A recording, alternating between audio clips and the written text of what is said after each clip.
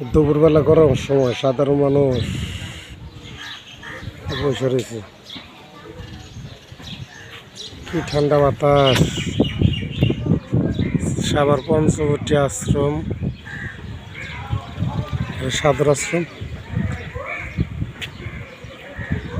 সারা এলাকার মানুষ এখানে আসে ঠান্ডা হওয়ার জন্য,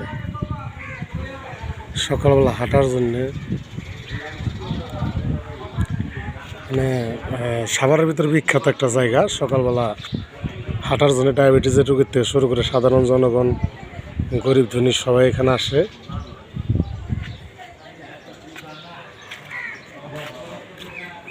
এই পুকুরে রেগুলার 3 দিন যাবৎ গোসল করতেছি। এটা আশ্রমের পুকুর, অনেক বড় পুকুর। শহরের ভিতরে এত বড় পুকুর দেখা যায় না, সুতরাং অনেক সুন্দর জায়গাটা হাঁটা চলাফেরার জন্য।